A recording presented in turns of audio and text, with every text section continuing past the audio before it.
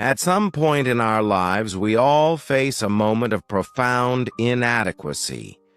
The feeling that no matter how much we prepare, we still fail to live up to expectations, whether our own, those of others, or more challengingly, of something greater. This is the essence of the human dilemma, the constant struggle between our mortality and the aspirations that transcend the ordinary. Moses, the man who spoke with the burning bush and saw the glory of God, was not immune to this tension.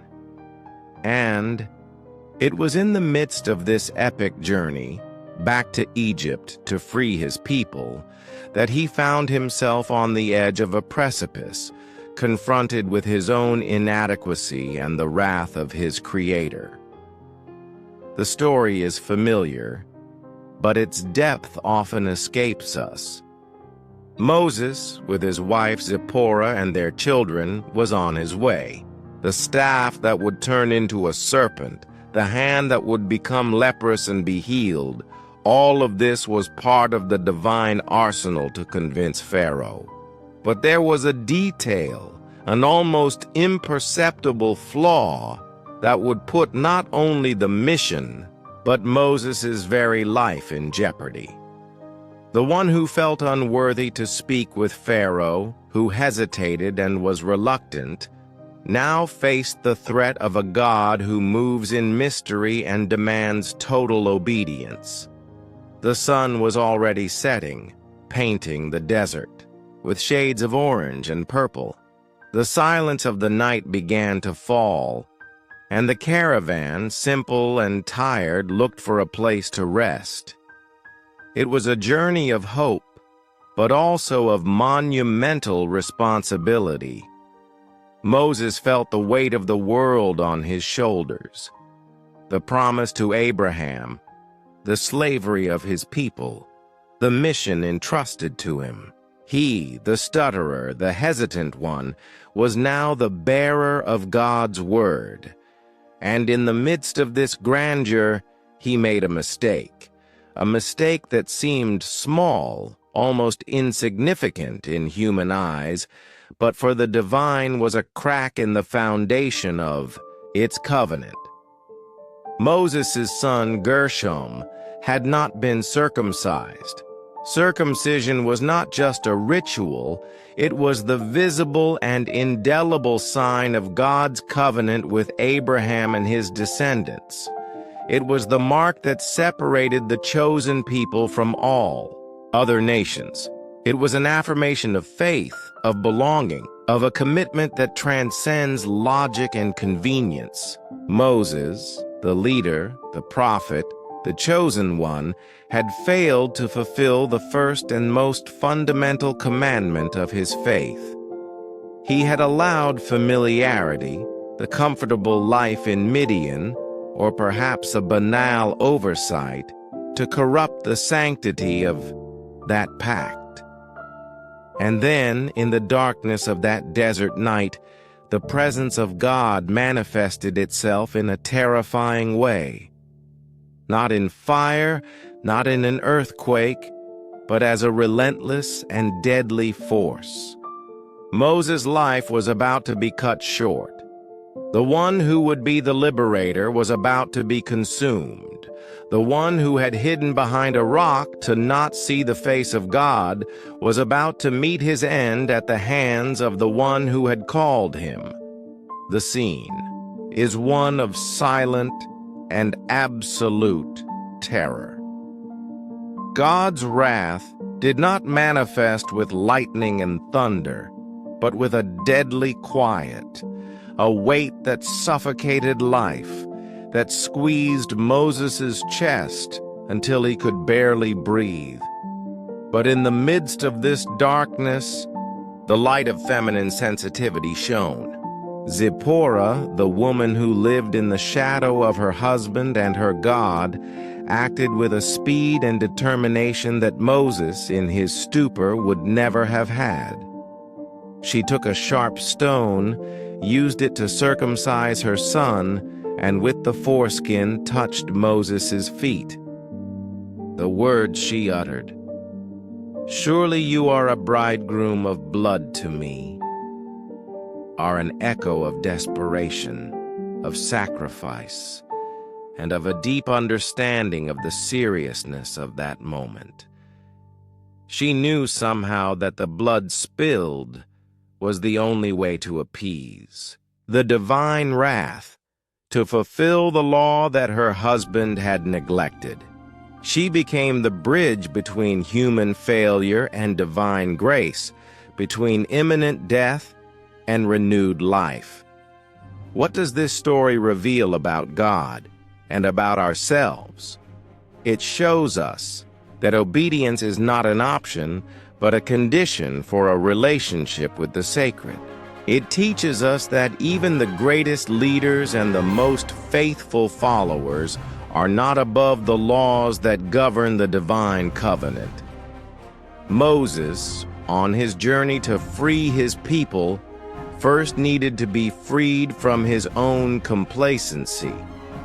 He needed to be reminded that his authority came not from his ability or his strength, but from unwavering obedience to God's commandments.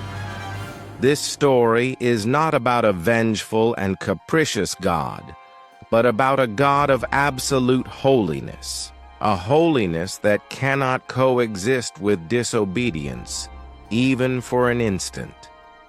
The story of Moses in the desert is a severe reminder that God's covenant is based on mutual commitment. God fulfills his part, and he expects his people, led by his chosen ones, to fulfill theirs. Moses' failure was not a threat just to him, but to the entire nation he was about to lead. Zipporah's intervention, with her decisive action and her sacrifice, is what saves Moses' life and allows the mission to continue. She is a reminder that grace often comes from where we least expect it. She is the co-protagonist of a story that, at first glance, seems to be only about God's wrath and human failure. But in truth, it is a story about intercession, about sacrifice, and about the power of a woman's faith that saved her husband's life and, consequently, the destiny of a nation. The lesson that resonates from that desert night is timeless. Our lives, just like Moses, are a journey of challenges and responsibilities.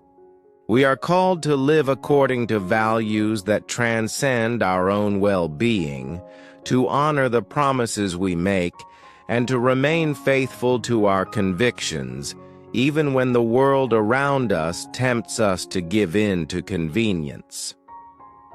The story of Moses and Zipporah is a mirror for our own soul, inviting us to examine the cracks in our faith, the commitments we neglect, and the alliances we need to honor.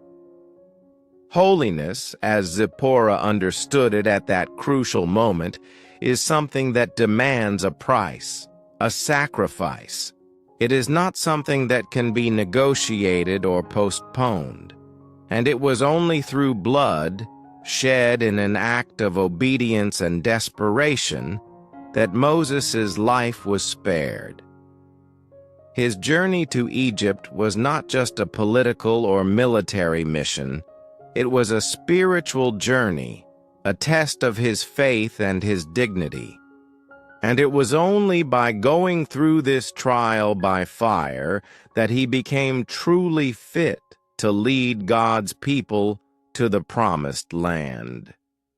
This narrative invites us to a deep reflection on the nature of obedience, sacrifice, and grace.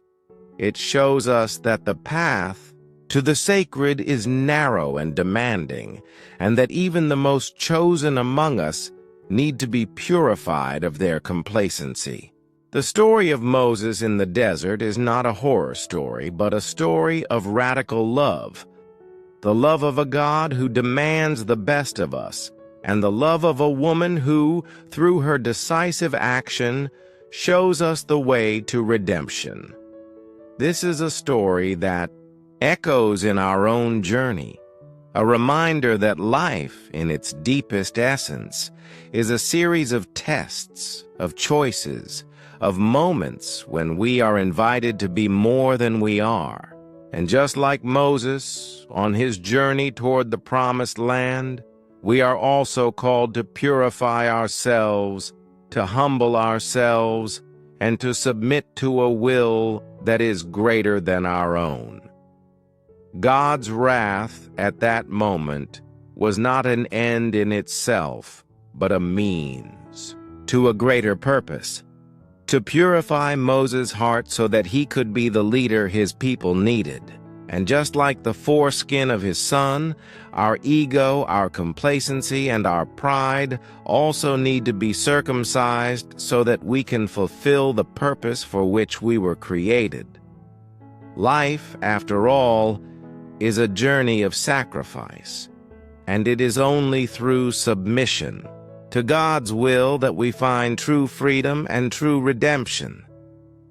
If this story touched your heart and made you reflect on your own journey, we invite you to delve deeper with us. Share your reflections in the comments, subscribe to our channel for more stories like this, and share this video with those you love.